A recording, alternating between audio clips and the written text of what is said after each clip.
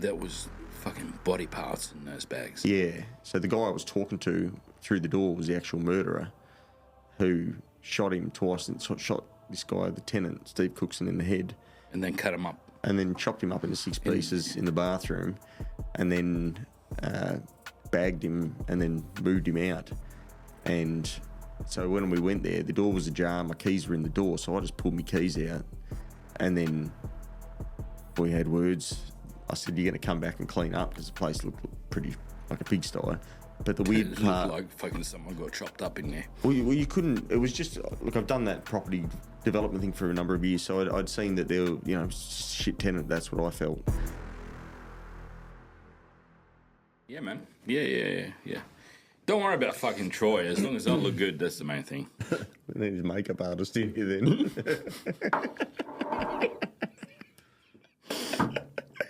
Oh, this is fucking brilliant. How many cameras do you need to set to get your face? I know. You know what? I recorded that part. That's fucking brilliant. Captain Big Ed. That's brilliant. I need more fucking coffee for this. Or it's going to be a marathon, isn't it? I think I need like a heroin tea or some shit like Heroin that. tea. Sorry, Ray.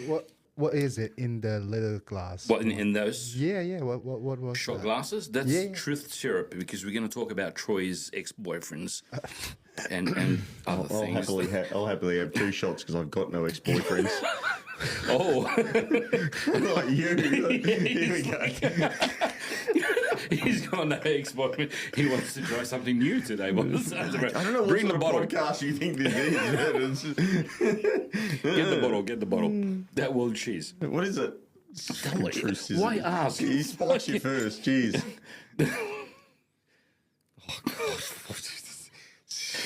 He gets everyone pissed at you before he starts this thing. Today I had a great day. It's good. What is that? Grapper or something? Here, grab her. That's what it's called. The Italians call it after 4. Yeah. Gosh dang. Yeah, that's not the wife beater. Juice. Grab her. Fucking gonna get arrested after this fucking podcast, I think. How many have you had a few of these before we start, have you? No. No, mate, no. I'm saving it all for you, Troy. That's what she said. It was good to see you last night, motherfucker. It's been a while. It has been a while, yeah. Like a long time. Hasn't it? Yeah. Years. It's been a few Like years. we do that shit. Yeah, you vanish. I don't know, you end up on boot camp or Zumba training, I don't know. Ballet classes, yeah. You still doing that? I've never done ballet, mate, no. No. I think that's a good sign of good friendship, isn't it? When you're not bringing each other all the time, but you drift through ebbs and flows in life and reconnect and go do your own thing and then come back and it's like never left. Absolutely. Yeah. It was a good night last night. It was, yeah. And you're looking fucking good. You're still using all your skin creams and I've got none of that. all the... Mate, I'm from Armadale. I've got no skin creams. I'm like... No, your skin is looking really good. I don't know what you've been doing, but... I got nothing. It's just like... You sure? I'm pretty sure, yeah. I don't know where you're going with this. No, I'm not going anywhere. This isn't a Diddy case with the baby oil coming out. Fucking baby oil. We need a sponsor. Right, that's what it is. I'll sponsor my own episode, yeah. Oh, God. Now, what have you been doing, brother? I've been busy, actually. Yeah, lots been happening. A lot of change, a lot of growth. So I just got back from Thailand. Went over there with, by myself, which was the first trip I've ever done in all my years. I've travelled a lot over the years. And it was the first trip I've actually done on short notice. Booked it the day before it flew out. Went over there because we're putting together a feature film in Thailand. In Bangkok. So we expect to see something exciting in the future with you, yeah? Lady boys and shit like that, or... It's not a porno, mate. No, it's a feature film. It's a movie. Everything is a feature, mate. With you. It's a feature with you, yeah. But no, this is a film project that we've been working on, me and my business partner, Charles, for about the past 4.5 years. So No shit. Yeah. In Thailand. In Thailand, yeah. We were going to shoot it in So Pattaya. this sounds like a fucking big budget. But yeah, six point something, yeah. Right, nice. Yeah, Okay. so we're just at the finance stage going through all that now. So, Yep. yeah, it's exciting. So what is it? Comedy, romance? No, it's more of a Action. bit of an action, yeah. It's basically it's based on a true story, and I play like an ex-SAS soldier. So we go basically on a expedition in the jungle trying to find gold bullion that was stashed in the caves during the war. So we've added a few twists and turns in there with some You're Japanese the yakuza. ex-SAS. Oh yeah, I've got the lead in it. So this started. It's bizarre how life's journey to where it takes you, but it started years ago when I went and just tagged along on a business trip with Charles, he's about 70, and very acute businessman, and he went over there and went China, Hong Kong, Macau, and then the Philippines. And we met with the senator of Ormoc over there. So I didn't realise how much of a big deal this guy was. But the day before, we were basically on the side of the road. We're going to the bank, running around, and I thought there was like an accident or something. There was cars, everything backed up, about 150 people all backed up. And thought maybe it was an accident or someone's been murdered or whatever. Anyway, fast forward, next day, sitting around in this long table, the senator of Ormoc, Richard Gomez, walks in. This guy's done over 100 feature films. So he walks in and he goes, "Oh, Troy, you must be the celebrity actor from Australia." And I don't know what Charles had told him. but I had a laugh. I said, "You must be Richard Gomez, the celebrity actor / politician over here." And he laughed. And so we ended up just having banter. And for the first 10 minutes, we're talking about film and movies. And he said, "We should do a movie together."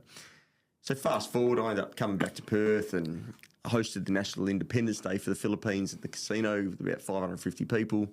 And he did a little video shout out saying congratulations on hosting and hey, Troy, remember we should do a movie together. So anyway, I got in touch with him. You know, the last time I heard that from a chick, we should do a movie together. Was when? That was, I think, yesterday. But anyway, Different type of movie again, right? Again.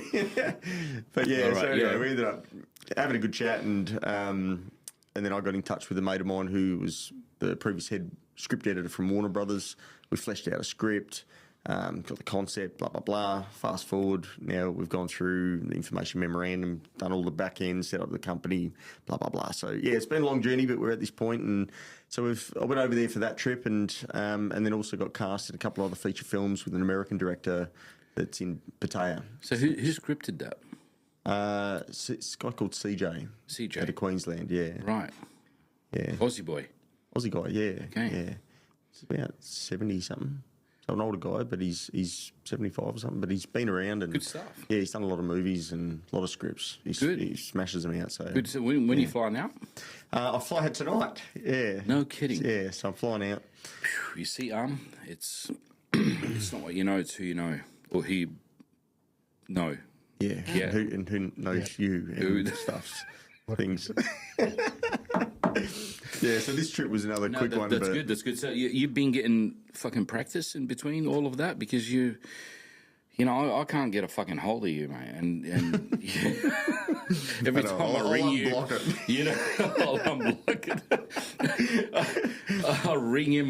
Like, look, forget it. If you ring before 2:00 in the afternoon, you're not going to get a fucking hold of him. Yeah. Yeah. You know, he's sleeping. He's getting his beauty sleep like he did today. That's how you get the skin good, right? You know, yep. That's a different process altogether.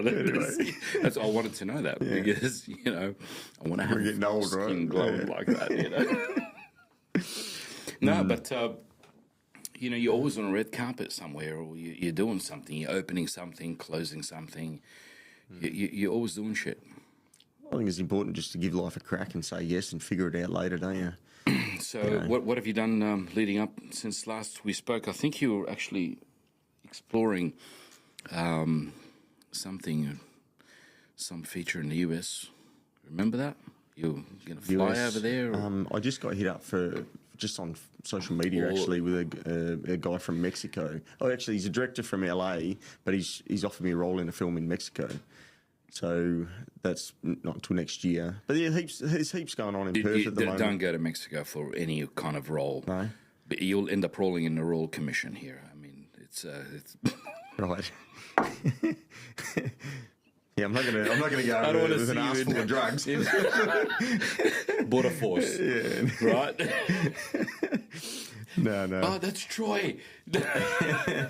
No. So this, we'll see what happens with this one, but yeah. Are you getting a little bashful or something? You getting shy on me? Like On the you've what? changed. Well, what happened to you? What's wrong with you? What happened? Have some more here. It's true serum, isn't it? Yeah, Truth geez. serum. Now, Troy, can you, man? Because look, we've known each other fucking ever, right? Just run through your journey in acting journey, and in all the work that you've done from the beginning all the way till now. So I can even fucking catch up with. Geez, where do I start? Because you've done. Where did you start, Troy? I joked about Armadale. I used to be ashamed of saying I come from Armadale. Now, at the ripe old age of 43, I use it as a badge. You know, I wear it as a badge. It's like, I think it's important to be grounded and we know where you come from. So Armadale, for anyone who's listening, like it's the Bronx. You need a mouthguard to go to recess in school there. But I started drama in Armadale High School. We're going to keep an eye on our subscription base now after that. It's all going to come from Armadale. Yeah, so I started there, and the ripe old age of 12, I had my first 25-page script, and I got asked by the drama teacher to be the MC for an evening. And it was for the year 12s. They basically had a lip-syncing competition type thing, and it was basically an event that they put on, ran for a week. So I hosted that, and I was quietly shitting myself. But it was just a really, really important growing stage for me at that age, I think, because I think effort rewards, and without challenges, then, you know, you got to become comfortable in the uncomfortable. And I've sort of taken on that methodology throughout life, no matter what I've sort of tackled over the years, whether it be film or business or whatnot. But we ran that, and I loved it. And then at 19, one of my friends, a female friend, she actually worked for Aragon, which was an acting employment company that took on professional actors out of the police academy. So she hit me up and said, "Look, do you want to come for an audition?" And I said, "What is it?" She goes, "It's acting out of the academy for all the recruits. It's how they learn in a safe environment to deal against, you know, gang warfare, domestic violence, suicides." Actually, I remember that. Fuck, we've known each other for that long. Yeah, it's been a while. God, I was 19 when I started that. So I worked out there for 5 years out at Maylands, and then they set up the new facility out in Joondalup where they've got, like, you know, bank, chemist, the one service station. very well. Yeah, you'd be well aware of that place. I'm very well aware of that place. I think he did a feature ad for us. Well, you tried. On short notice, yeah. Yeah. We'll bring it up shortly. Please don't. No, it's fine. I'm proud of that work. Yeah. That was really good. Yeah, it was a bit of fun. I mean, it went viral on my page. Yeah, it was really good. No, we'll bring it up later. We'll work onto it, but not now. But anyway, no carry stress. on. Yep. Yeah, so I worked out there, and so yeah, we basically they've got the chemist, service station, bank, and so we did all those video scenario training type scenarios for about 5 years. And that must have just come natural to you coming from Armadale. Right. Yeah, well. I mean, that's how it started. Yeah, pretty much. We had like 3 character profile breakdowns, and she was like a good guy, a bad character, and then a gay guy. So look for inspiration, you know. But no, it was good because it was such a big learning curve, because you could go through video scenarios where you start off crying, you know, heartbroken about something, and then depending on how the police deal with you in a safe environment, with a OIC, the officer in charge, standing behind, you know, keeping an eye on how the scenario plays out, you could go from crying to aggressive to crying to, you know, schizophrenic, like whatever the scenario entailed or called for. So as an It's actor, a normal day for you. yeah. But it was just for an actor, but it's a great playing ground because you're not withheld from constrictions of where you want to take the emotion or the emotional flow of whatever character you're playing. So everything was rare. It was different to a very, very different compared to a lot of traditional actors where they want to go to Whopper or NIDA. You know, we had scripted corporate scenarios as well as that with liquor licensing. We did a heap of that, a heap of prison work with blood bags and slitting your wrists, and the cops have got to come in and try and contain the situation. So it was really interesting. I think that's how we're connected. Like and we build a strong connection and friendship over the years because of how you can go from one extreme to the other. Yeah. Just in the span of 5 minutes, you know, like you're happy, and then next minute you're crying, I'm hugging you, and you. In real life, what do you mean? I mean, that's. Yeah, it's a medication, Ray. Yeah, you know. No, that's a long time ago, man. That beginning, and 25 years. I actually, I remember that, and then what was your first serious gig? Because I don't think we have enough time to talk about all the little bits and pieces here and there, right? All the extra work, and I know you done any extras outside from the police academy, or? I started. So I've been a real sort of go-getter from a very young age, and I think effort rewards, like I said. And so for me, I had a concept where a lot of the universities, to get experience, get rid of the nerves, learning scripts, getting into character, so to speak. For me, I did 35 short films. And so I literally just went from, like you're selling a push bike, put three different headshots and then some tags down the bottom with my number and name, and then went and put them all up at the universities in the arts or the drama department, saying actor needed. That's called a mugshot. Yeah, mugshot, yeah. It was different because I wasn't behind the bars, but yeah. But it worked a treat, I ended up landing a whole heap of lead roles out of that, and like I said, 35 odd short films, and then got an agent. I was with Heath Ledger's old agent, Frog Management, for, 12 years. And then got involved in feature films, and I've done about 70 odd features now, and another big campaign coming up for Rottnest tourism. Yeah, so yeah. Nice. What was the first big gig that you got involved in? Oh gosh, I didn't. The biggest I think was probably Neighbours. It was very world renowned, big in England. I played Lenny Ormond, which was like a boxing manager with Holly Valance's sister, Olympia Valance. And so that was a real joy and blessing, just flying over to Sydney 5 times and being a part of such a historical, program. I think it was #1 drama for a long time. And seeing people that I looked up to for so many years, you watch Neighbours, everyone's watched Neighbours. So that was just a real blessing, seeing how it all works. And then I landed Dr. Blake Murder Mysteries when I was over there, playing a schizophrenic nutcase boxer. So I got to mix that was a passion of mine since a young age, going to the nationals and everything for boxing at 14. So to mix the two was just an absolute blessing. Yeah. Awesome. Is it true what they say about Neighbours cast? Everyone's like doing everyone, or? No one did me. I don't know. I wasn't there long enough. I don't know. No, I don't know about that. I don't know where you heard that. I don't know about that either, but that was just never let something in my head. I thought, I don't know. I think I watched Neighbours a couple of times, but it was a good show. Everyone fucking got stuck into that. Yeah, it's big in England.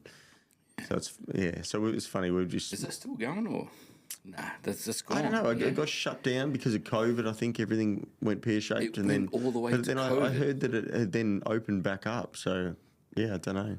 Right. I don't know. Your fucking sort of script and dialogue has improved since last time we tried Hang on a to second. Let's just hang on a second. When you gave me the heads up to come and do that filming stuff, which you no doubt going to air later, there was no script. There was like, oh, just improv. It's an Eagle 27 gun sniper, blah blah blah, with silencer. There was about a page and a half of dialogue with no page and a half. There was a lot of stuff. It was just 2 lines. It was not. Literally. Hi, my name is Troy Coward. I'm a local actor here in Perth. I remember it. I can write. I mean, bullshit. Actually, you know what? And then I like your opening. When I first started, you gave me this 25-page script. Yeah, which I had a month to memorise. Actually, do you want to bring that up? That's really cool. That was awesome. Great bloopers reel. Yeah. Amazing adventure. Take one. 79 fucking explosions. Oh, there's Brad Pitt. Fucking action. Hollywood. 48 Nazis. How you going, guys? I knew this was a stitch up. I knew it. What the fuck is wrong with you? Hey? Go again, ready? No sleep? Go again. Alright, this is going to be like the 160 take. Yeah, which one today? How you going, guys? Lucky I My didn't name's shoot Troy you. Coward. I'm a local actor in Perth. Wow. Today I've been up in Joondalup working at the SIG Group headquarters. These guys are actually the world leaders in training. What is wrong? I had no idea what they were doing. What Yeah. is wrong with you? This is like I think he was just renting the place. You get in front of camera. I've got a fucking I think I'm gonna iPhone. quit my day job. I have an iPhone on you, motherfucker. There is no fucking cameras. There is no fucking wardrobe fucking designers on the set. There was nothing. There was just me and you. Yeah, with 3 guns pointed at me. You gonna try again, you reckon? How you going, guys? It's been an exciting day because I've worked with this Strike One gun. Struck one. I had How you no going, idea guys? what the My gun name's was Troy even Coward. called. I'm an actor. I here swear in he said Perth. Eagle something. And today we're involved in something a little bit special. It's hard to do it when this moron's laughing his head off at me. Hey, I was trying to keep a serious face and deliver some dialogue. He's behind the scenes going, Go straight into it. Today we've been working with SIG Group. gosh, anyway. Oh my god. It was a fun day. It was a fun day. Come on, I've got shit to do. Go. Jump online, check out SIG Group, and yeah, we'll be seeing you soon. And cut. That's it. So he didn't even know how to cut. He just keeps the camera rolling on me. Anyway, fun times. Cheers. Jeez, thanks. Yep. I think that A was- Day with Ray, that was called. God, it's still going. You know what's funny is what he won't tell you is that I was waiting for about 5.5 hours for him to get his shit together, and then he's all right. You ready? And then I filmed for about 5 minutes and then left. I was like, we could have done this 5.5 hours ago. That took fucking 5 hours. Dude. What are you talking about? I had to get Anyway, that's definitely not going to get me any jobs. Yeah. Anyway, cheers. Cheers, brother. Cheers. Bloody hell. Fuck, you look so much younger there. Eh? Yes, probably a makeup artist or something. I don't know. There was no makeup. There was just me. Oh, that was your iPhone. missus or something. Oh, the missus. What missus did you have back then? I was talking about your missus. I don't know. Mine. Clearly, this is a talking shit episode.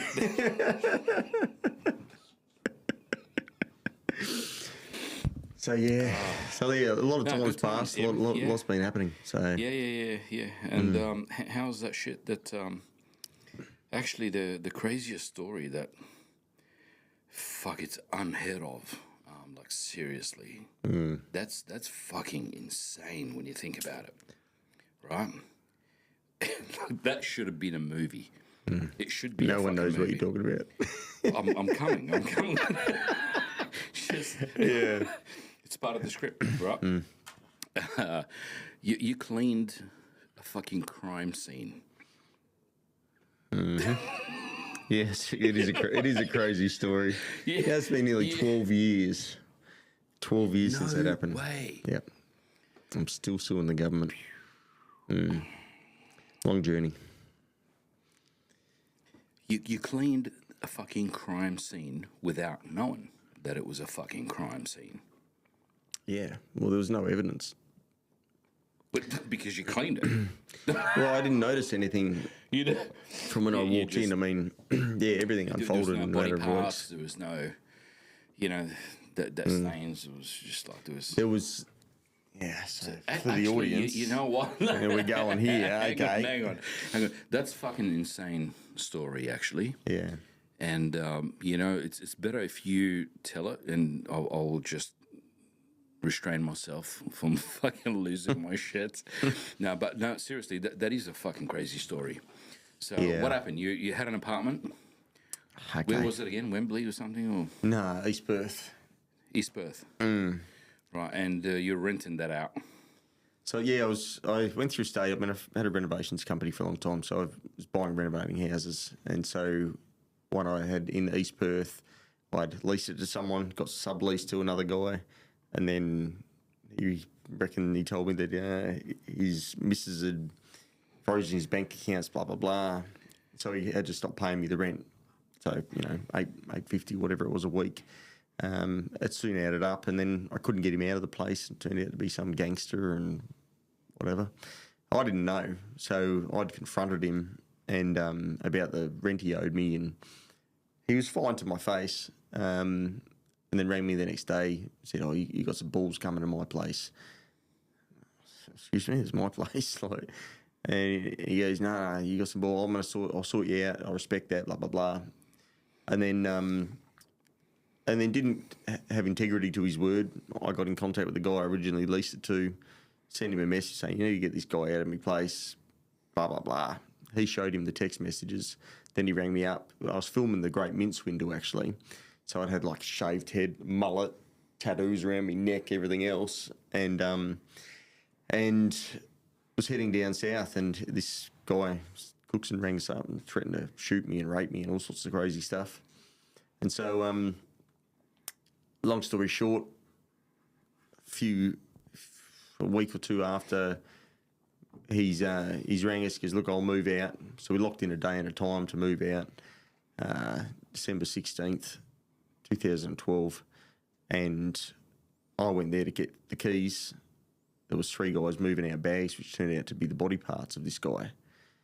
And so me and a mate who was a real estate guy, he came there to value the place. We knocked on the door, backtrack a sec, but we knocked on the door, guy answered through the door, he wouldn't open it. He says, I said, "Look, it's Troy, I'm landlord, I'm coming to get the keys." He goes, "Oh, look, don't make it a bigger deal than it needs to be, just I'm Starkers and my clothes are in the washing machine." I thought, what a weird thing to say, And I said, "Well, who are you?" And he goes, "It doesn't matter. I'm just here, mate of Steve's, to clean up the place, yada, yada, yada." So my mate said to me, I said, "Well, what do we do?" He goes, "Well, you don't want to kick in your own door to the place." He goes, "Let's just come back a couple of hours and we'll get the keys and be done with it." So we did. We left, had a bit of an argument with him through the door, but we left, came back, and that's when the 3 guys were moving out bags. And that was fucking body parts in those bags. yeah. So the guy I was talking to through the door was the actual murderer who shot him twice and shot this guy, the tenant, Steve Cookson, in the head. And then cut them up. And then chopped him up into 6 pieces in the bathroom, and then bagged him and then moved him out. And so when we went there, the door was ajar, my keys were in the door, so I just pulled my keys out, and then we had words. I said, "You're going to come back and clean up," because the place looked pretty like a pigsty. But the weird It part, looked like fucking someone got chopped up in there. well, you couldn't. It was just look. I've done that property development thing for a number of years, so I'd seen that there were, it was just a shit tenant. That's what I felt. And for me, it was a clean slate, good riddance, like whatever. I didn't care so much about the money. I just wanted. You wanted them out. Yeah, You just wanted your apartment That was back. the reality of it. I wanted it back, and I was going to sell it and renovate it. And I'd told him that, and that's why he'd agreed to move out. But then he went quiet. I didn't hear from him for a few weeks until that date came. So the weird part was his bedroom was super clean. Everything else was average, needed vacuuming and whatnot. So I said to them, the three guys as they were leaving, I said, "Oh, well, what are you doing? Are you going to come back and clean the place?" And he laughed and he said, "Nah, you're bloody dreaming." And then walked off. And they are big guys covered in tats, whatever. And so they left. And so I cleaned up the place, and girlfriend at the time gives us a hand, and we vacuumed. And then in the next week, so reno business, I gutted the place, ripped up all the flooring, diamond ground all the flooring down because it was uneven. Fuck, you did a good job cleaning that fucking Yeah, place. well, I genuinely had no idea about what had actually transpired, and until So no one knows about you, like your Armadale days being the cleaner when people ring you up. this guy. No. So Dylan's call it the painter, don't they? But no. So I basically cleaned up the place, and then You fucking did a good job cleaning the place. You renovated the fucking. You I didn't just renovated. I had clean my it. guys come in, and Like- we stripped everything, and I had another big job that we're doing in Welshpool. So the guys wrapped up all the carpet, and we couldn't get a skip bin out the front of East Perth. So I said to them, "Look, we'll just drop it down on the job. We've got two big 10-metre skip bins." So they did that. They dropped it on the top. The crazy part was the bins were meant to get taken the following week. I got knocked on the door by 9 cops. And because I was living in it and renovating, I did that for 10 years, buying and renovating different houses. So I was doing that, renovating and whatnot, put all new bamboo flooring, paint, everything. The only thing we didn't touch was the ceiling. But luckily, because the cops come in, they confiscated the place. I moved out. They give me the shirt on me back, me wallet and keys, and then I got grilled through video interviews and all that sort of stuff. So it freaking reminded me back in the 19 doing the video interview scenarios, and I did hundreds of those as an actor. But this was a lot different because it was real life, and they told me it was a missing persons. They knew well and truly that it wasn't. Because that was all over the news when they actually found. What did they find? They found the head floating in Rottnest or some shit like that? They found a head in a bag floating. Well, it landed on the beach, Porpoise Bay, in Rottnest, and it was found by an 11-year-old girl walking along the beach. She kicked the bag, and then someone opened it, maybe the mum or something, and sure enough, there was a head in there. The head was recognisable because obviously decayed and whatnot, but this guy, Cookson, had his front teeth kicked out by a horse. So, been missing. The cops were already looking into and trying to find where this guy's whereabouts was. I mean, I had no idea, but because I'd leased it to someone, I got subleased to this guy. I was promised, look, this guy is a multi-millionaire. You don't have to worry about money, rent. He's going to sort it out. You're not going to have a problem. So I thought, well, he can have the same lease agreement, but be done with that. And then once he's out, it was a good rental return, but everything just went pear-shaped, obviously. So head was found, and they tracked him back to his last known whereabouts, and it was the unit. So because of the CCTV, they had footage of him coming in but not leaving. What was leaving was 3 guys with the bags on Body parts. on a skateboard. They put the torso on a skateboard, I think it was, and pushed it out. But because it was all on CCTV, they confiscated the place, did their investigations. Obviously, they got an elimination process. I was caught in the crossfire of that, and basically, got grilled. But I couldn't tell them anything other than what they didn't already know. So, it didn't take long before I guess my name was cleared, but at the purpose of These motherfuckers didn't send you a thank you note for cleaning up everything or nothing. No, I ended up years later. Well, throughout that process, they've had it for 10 weeks doing the investigation, but I got kicked out on the street basically. Did you already catch them? Yeah, they got him within a week or something, whatever it was. Yeah, they got the murderer and went through the process, and he spent 22 years or 24 years, I think he got locked up for. But yeah, interviewed multiple times. My staff got dragged. My site supervisor quit. I ended up losing my company. it was just a real full on time for me because I didn't have the rental income. I And just you spent ruined- 80-odd thousand renovating. You ruined your apartment. Too They covered from, everything in black ink, so it was all carcinogenic. It turned out they were carcinogenic chemicals, and so I was pissing blood, shitting blood, rashes, eye irritation, had an eye operation. I went through all this stuff, and I had no idea at the point of time as to why. Then I got the phone call from the forensic cleaner who did the job, did the clean. He did one clean, then the cops come in and said, look, walk me through the job. I said, how can you give me this house back? It's destroyed. Black ink throughout the carpets, the kitchen, the flooring, everything. And they had the tiny bits of blood splatter on the roof, but it's because it's a silver roof, unless you're looking really like minute millimetres. So I didn't notice that as part of the clean because we didn't touch the ceiling. And there was no evidence on the ground that looked like there was blood or anything like that. Because you cleaned it, right? Well, You ripped whoever the was floors and before me everything, yeah. cleaned it. The murderer cleaned it, whatever he did, so the naked eye couldn't see. But because of these chemicals, they put it on it and it turns a different colour, and then they use that part of their forensic investigation process. So for me, going through it, they walked me in, walked through the place, had an argument with them on how can I have this place back. They go, leave it with us. We just had to show you, what we've done. Hundreds of stickers of evidence over everything, all the photographs. You left all that behind? They left all that, and then they said to me, look, don't worry, we're going to get the clean to come through, go through everything. We'll get we'll get a clean done. So after the first clean, I walked back through, still looked exactly the same, bugger all difference, because it's all airborne fibrous material like, powder stuff and ink.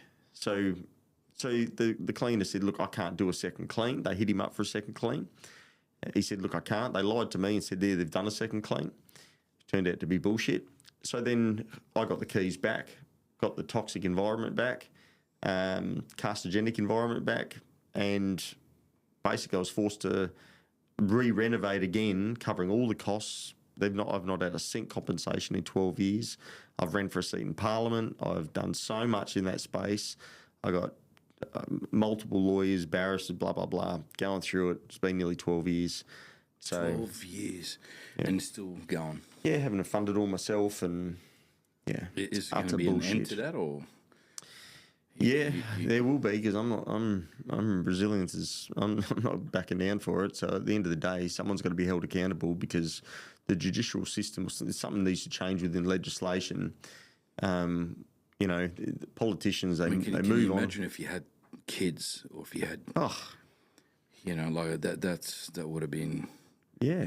Anyone, if I was the Prime Minister's child, it would have got dealt with like this. Because I'm an everyday citizen, and this could potentially be a class action. There's so many other people that have been Do you through it. think because you're maybe a citizen of Armadale, that could have had anything to do with it? I doubt it, but yeah, it's been a long journey. Yeah, that's disgusting, man. That's Yeah, but it was funny because it wasn't until I went through the process. I had multiple different lawyers looking at it, trying to get justification and everything. And because of the acting, I didn't want to get my name dragged through the mud, so I ignored all the media. Everyone was ringing me about it, because it's, as you know, it was head found at Rottnest I Island. remember I've seen shit on 60 Minutes and news, Current Affair, Today Current Tonight. Affair, and Yeah. all that shit. I ended up having to go through that process and get some media behind it. That did nothing as well. Well, it didn't help you.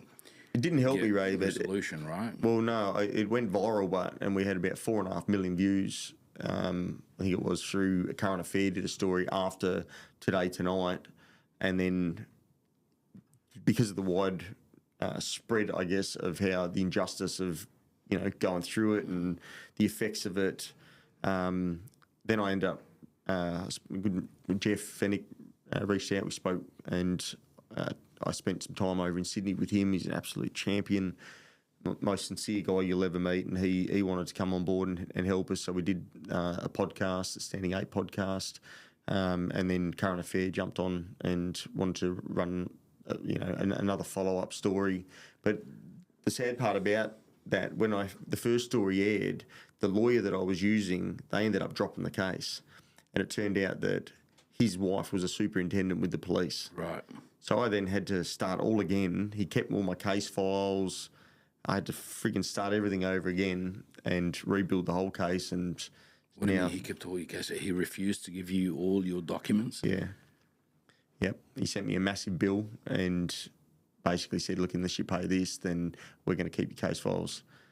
So I said, Even if you would have paid it, that's extortion. I mean, almost. I don't know well, if you it's- owed him that much money or not, but even if you paid him, I reckon. I asked them numerous times for a billing account and never happened until they dropped the case. And obviously they've been given the word from higher above if his wife's the superintendent with the police. And it's a conflict of interest. They should never have taken on the case. You know, if I'd known that his wife was a superintendent, it's too close to home. Why would I get superintendent, the cops that I'm suing, her partner as a lawyer? It just doesn't make any sense. Anyway, so I ended up going through that, and we've filed disclosures, everything else, and they've been.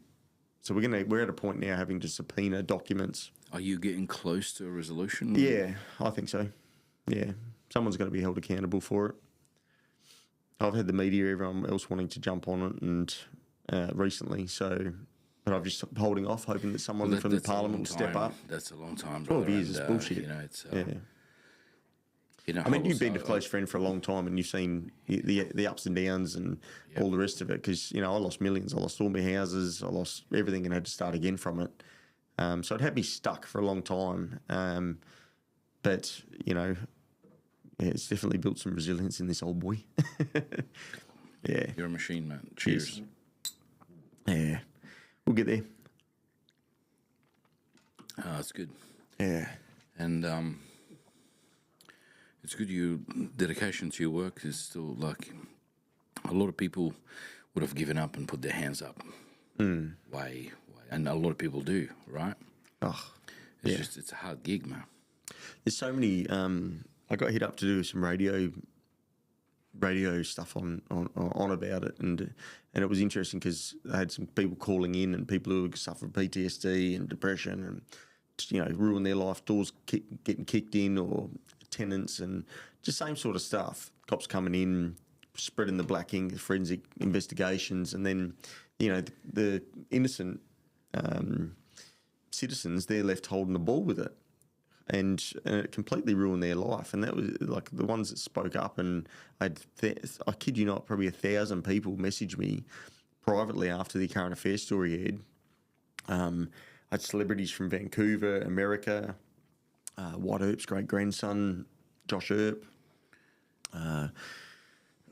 Dr. 90210, the celebrity surgeon over in Beverly Hills, Dr. Robert Ray. They all come on board and did a lot of celebrities in Perth. They all come on board and champion the case, and it was very humbling. But yeah, a lot of people have struggled through that process, and dealing with the government, nothing moves quick. It's a real tedious process, and that's why I ran for a seat in Parliament for it. But It's disgraceful. I remember that. I couldn't. I almost had a car crash when I'm driving and fucking seeing fucking posters on the side of the road. Running for So Parliament. what do you do now? Well, funnily enough, Who's after him now?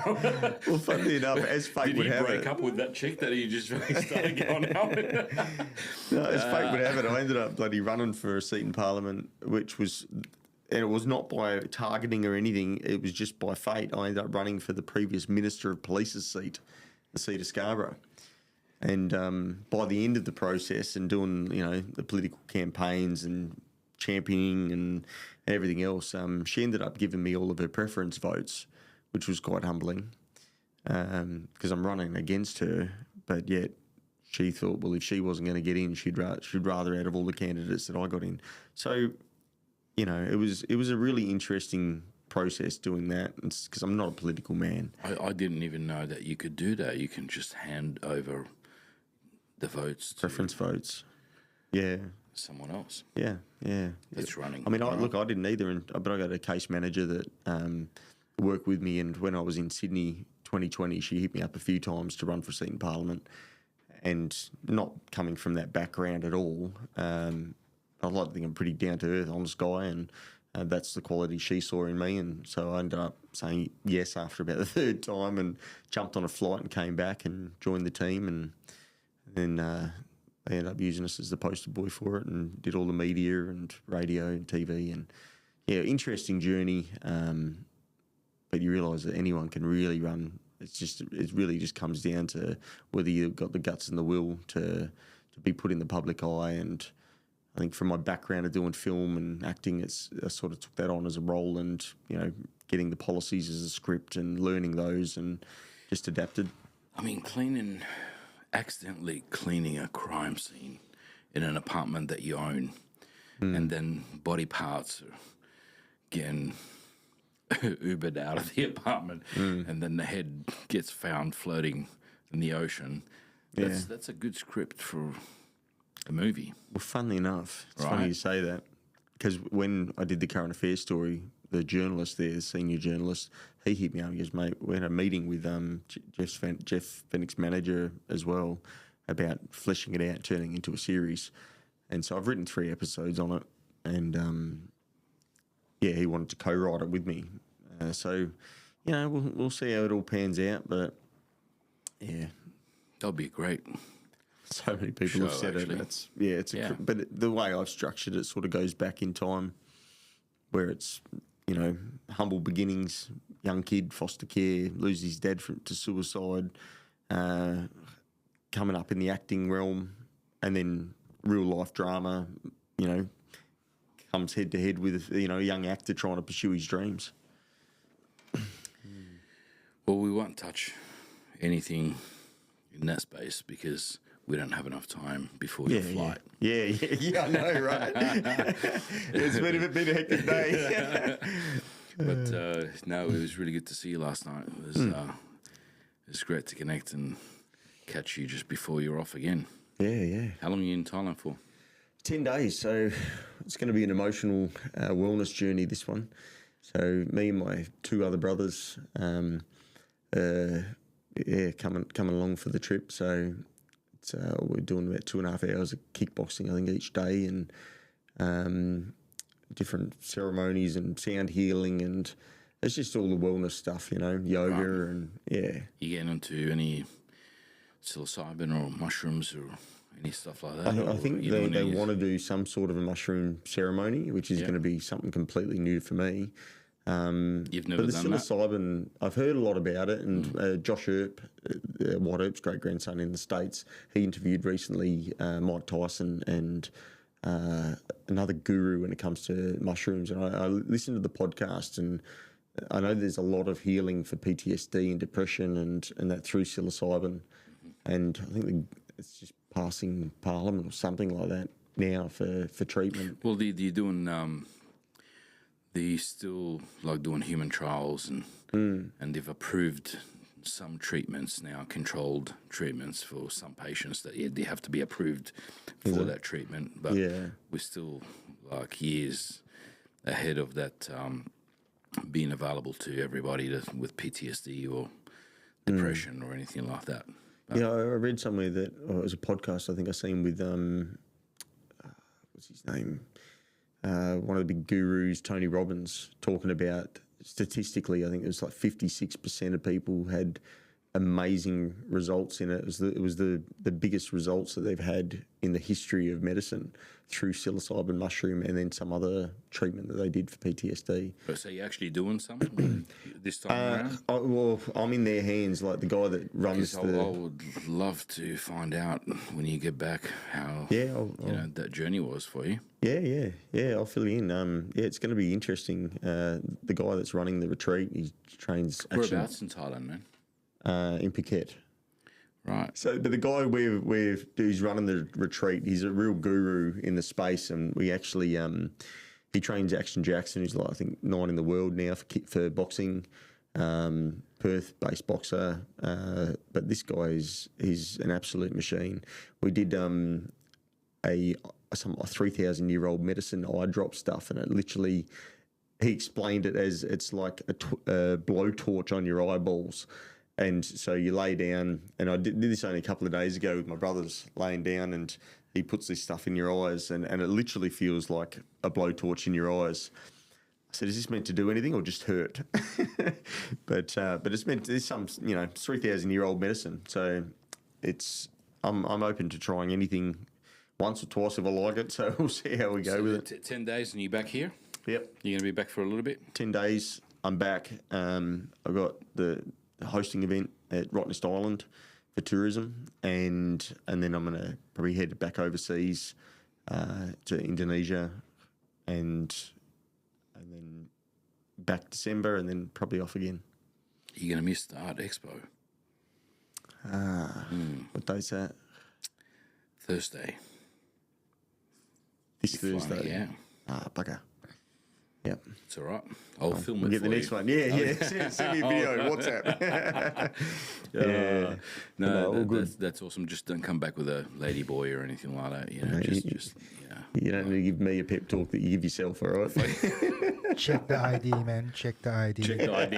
Check the ID. Hi, how you going? What do you mean check the ID? Like you did. Wait. No, there'll be none of that. No, it's a wilderness In trip, Thailand, mate. you actually got it on ID if you're a lady boy, or It still provides as male or female. That's it. So, on your ID. Yep. So that's the only way. Because I do know that your sense. Yeah, but you all look catch the same almost. What if you use your cousin's ID? Or is it like? No. Trust me. Listen, boys, I don't have to worry about that, all right? It's a wilderness trip. God damn. Yeah, all good, mate. Thanks for having me on. Yeah, much appreciated. It's always good to have a chat with you and catch up, bro. We'll see you soon. Yeah, All sounds right. good. See ya.